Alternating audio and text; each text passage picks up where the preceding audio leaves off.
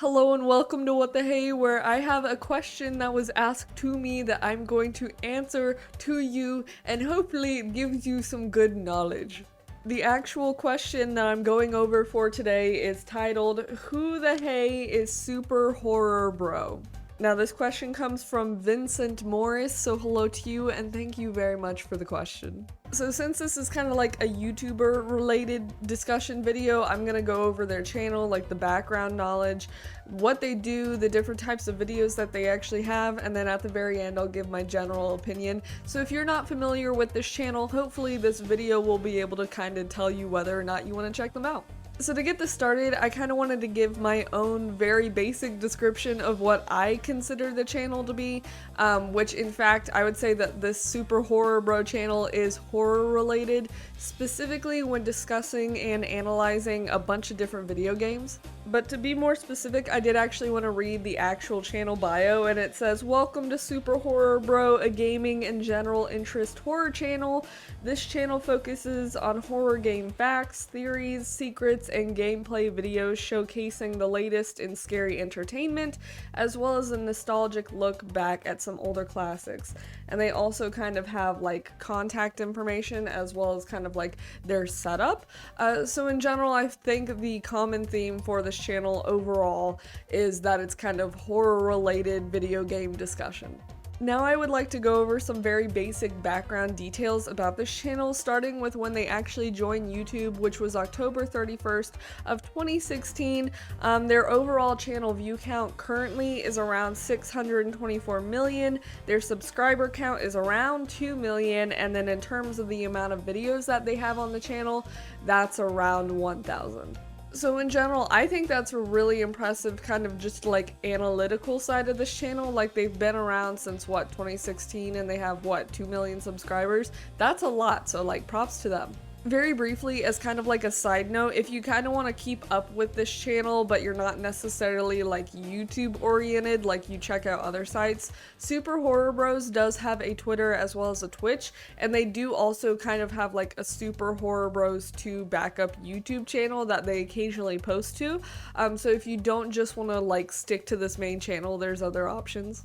Now going back to actually discussing the main channel, if you would like to become familiar with the content but you're not exactly sure where to start, they do have a lot of playlists, and the helpful thing with this is that, for example, if you wanted to watch them discuss Bendy and the Ink Machine, there is a specific playlist for that, so there's quite a few, and they're all kind of labeled according to what game is being discussed. So if you want to start watching the channel and you like a specific game, check out that playlist.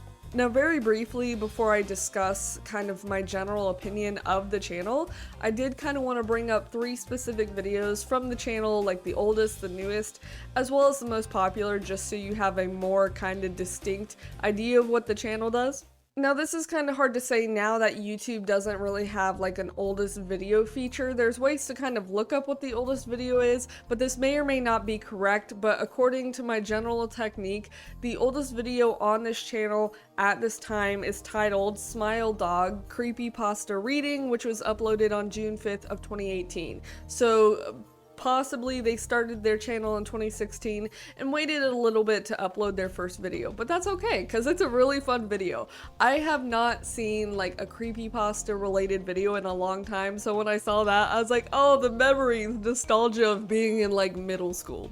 Next, the newest video that I saw on this channel at the time of doing my research and recording is titled Do Not Take a Job at This Cereal Company, Fred's Cereal Company Playthrough, which was uploaded on June 8th of this year. So they definitely do keep up with their content. So if you like a channel that continually uploads and is alive, this is a good option. Last but not least, if you would like to check out the most popular video from this channel, that one is titled All Animatronics in 5 Nights at Freddy's Security Breach Explained, which has around 10 million views. So if you want to see the video that a lot of people have already checked out, that is the one.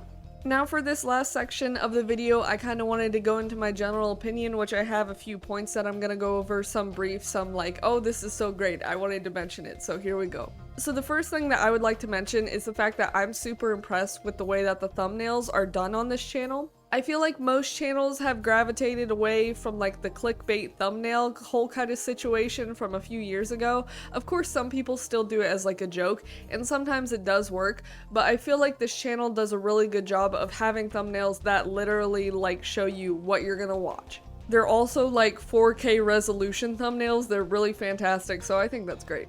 This is kind of 2 points in one, but I feel like all the videos that I saw in general, very fun. The topics are pretty current. There's a variety of games that are being covered. Like, they don't just stick to the most popular game. May they cover it when it's kind of being popular at the time? Yes, but they also cover other games that people otherwise may not have known about, so I think that's really cool. Small little point, but I feel like the Easter eggs and the analysis that SuperHorrorBro does is really great. Like, it's stuff that I would never get. Like, whenever I play, especially horror games, my mind is racing so fast that I don't consider half of what is going on. Like, I recently played like the original Resident Evil 4, and I'm not even paying attention to what the characters are saying because I'm panicking and screaming and running around as Leon. So like, I love the in-depth analysis videos because I could never do that.